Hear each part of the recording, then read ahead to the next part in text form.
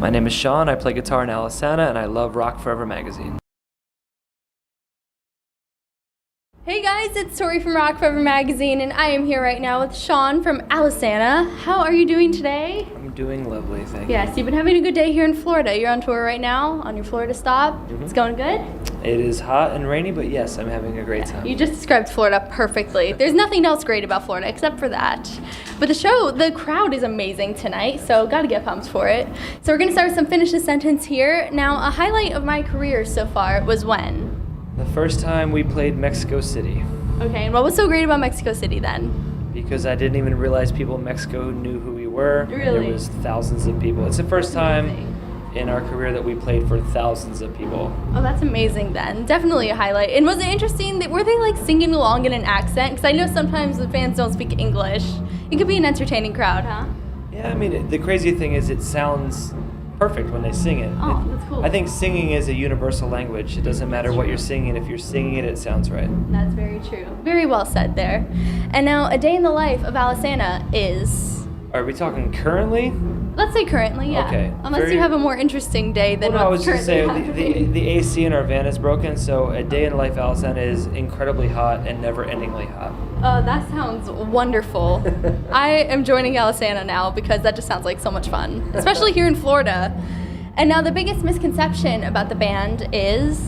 that we have negative values in our music. I'll never quite understand that. All we do is tell stories. Nothing of anything you hear by us is anything but a story that I've written. Has there been anything specific negative that people think they'd like to clear up? They think we're like devil worshippers or depressed and trying to kill ourselves. Whoa. And That's extreme. I literally just write stories. It's all made up characters. So there you go. And now last finish the sentence here. This is a more fun one. If you could take over anybody's Twitter account for a day, it would be... living or dying? Doesn't anybody. matter. I guess if they have a Twitter account, you can take it over. Well, if John Lennon was still alive, I would take over his. But since he's not, I would take over Paul McCartney's. Okay, and what would you tweet? What would it be? That they're the most awesome human beings to ever live, because the Beatles are the greatest band of all time. That is very true there. And now I heard you guys are currently working on a new album. Is that true, first of all? Is that a true statement? 100% accurate. Very excited about that. So how has the process been since you're not with Epitaph anymore? How has it been in comparison to when you were with them? The process was very intentional. We didn't leave Epitaph with any bad blood. I started my own record label. Oh, cool. And I went to Brett at Epitaph and asked him if it was okay if we left so that I could release the record on my own, and he said yes. So why did you want to release it on your own? Because I feel like most bands would be the opposite way, you know? So what was it for you? When you've been around as long as we have, you get that full creative release. And now if 6 months after the new record comes out, if I want to put out another one, I can. Yeah, and there's nobody but me to tell me no. So. That's good. Freedom, then. Absolutely. And like you said earlier, each of your albums has a story, like its own concept. So what is it going to be for this new album? What can we look forward to with that? It is the conclusion of the Annabelle trilogy that started with the Emptiness, continued with A Place Where the Sun is Silent, and will end with the new record. With the new record will be a title of the new record and a title of the trilogy as a whole. Oh, cool. And I'm looking to get it released in miniature novel form as well. Oh, wow, that's going to be super cool. So you like to do writing aside from music. You like to actually write stories, like I've a book. been writing since I was a little kid. And that's to amazing. combine writing stories with music is everything. Quite harmonious, I'd say. And musically, how is this album going to compare to your previous releases? Are you going to try anything different musically? We always do, and the only way I can ever think to word it is that you grow as a person and as a musician, and that comes through in the music writing. We'll never write the same record twice. Oh, that's good, because I think that would get awfully boring, wouldn't it? Absolutely. And now, after all of this talk, is there a release date? That's the real question here, or a time span. The goal is this fall. We really want it to be able to come out nationwide, so distribution's an issue right now that I'm working on, but if it doesn't come out this fall, that'll be the only reason, and it would be very, very early winter of 14. So. 14. Well, I'm definitely looking forward to it already, and hopefully we could get it sooner rather than later. Now, we got a fan question here from Ratty. I believe that's how you pronounce it. Correct me if I'm wrong. But the inspiration behind the album, The Emptiness, is what he wants to know about, but specifically how it relates to the poem Annabel Lee by Edgar Allan Poe. I've just been obsessed with Edgar Allan Poe for years, and the name Annabelle is a name I loved, and it was the one and only poem that was released posthumously for Edgar Allan Poe, and that was why. That's the only reason I picked that name. And we were originally going to call her Annabelle Lee, but then we dropped the Lee part just because it was tongue twister, and just go with Annabelle. So how exactly can the album reflect the poem? Is there anything in particular, any characteristics other than the name Annabelle? Or? Just how dark and twisted that it is. And Edgar Allan Poe is one of the greatest writers in the history of the world, and to even have his name get associated with anything we do is incredible. That's true. Very true. And now, here's a fun question for you. You were on Punko's Pop way back in 2009, so let's say that right now you were to cover a current pop song. Which one would you choose and why? Tied with Justin Timberlake, because he's a god. That's so good. That's so good. Please do that cover. Justin Timberlake is the Michael Jackson of the current generation. I agree with that. I think I've been hearing that a lot lately. Absolutely adore him. He's incredible. Would you twist up the song, or would you just do it like normally? What would you think? Of course we would twist it up. Same way we twisted up the last one. You are Alesana, after all. And now, you guys have been around for quite a long time, and it seems like a lot of bands kind of have their popular phase, and then they die down very quickly, but you guys have managed to stay around, and you have quite the crowd tonight still.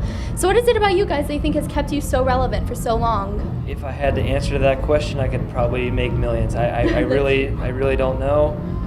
I'm just very blessed that it happens, and that's a big thing we get asked. We've never sold out. We've always just been us, and our core fan base has stuck around, and we're very grateful for it. Why do you think they've been so loyal to you, all of your fans? What is it about you guys? I think you would really have to ask them. I don't know. I'm gonna go around after this and be like, so what is it about Alesana? Tell me. I'm just grateful to still be able to do it. Yes, and you are currently on a headlining tour. Lots of fans coming out to the shows, but it is quite a hectic lifestyle for you guys, currently with your air conditioning not working. So what keeps you motivated to continue working so hard every single day? I was just talking about this to my friends with SGC Guitars. There's a difference between being a guy who performs on stage and actually believing in the art that you do. That's true. Other than my wife and my child, there's nothing I believe in this world more than the art that we create. And I absolutely adore what we do, and I will do it until people don't care anymore. Yes, and being on tour, you do have a lot of fans coming to meet and greets and hanging out with you guys. So what has been your craziest experience with a fan? I mean, it can be tough, but it can be entertaining sometimes too. It's incredible because I don't know how much Sports Center you watch, but they have this thing that's like every day they'll show a video clip, and it has to beat the video clip from the previous day, and they'll have streaks of video clips, and sometimes they go for days and days and days. So as far as the story is concerned, this story has yet to get topped. It was on one of our early tours. It was on the West Coast, and it was like something out of a movie, like slow motion just kicked in. You just heard some girl scream, "Shawn," right? We all just kind of went and looked, and this girl, and God bless her, she was a little bit bigger than me, and she's running straight at me, and I just remember my face going, oh my God, what am I gonna do? And Jeremy just like steps in front of her and like throws his shoulder just to protect me, and she like went flying. It was hysterical. It was just she was a very sweet girl. We picked her up. But it was something out of a movie. Like it was so terrifying and in slow motion. It was like kind of hard to explain. I can totally picture that in slow motion too. The way you're saying it. It's still our number one story to this day. So I challenge all of you watching to top this. And I know he's not going to thank me for saying that, but you'll have some good stories for interviews. Was like ear piercing, like terrifying. Best I've ever heard, I'm sure.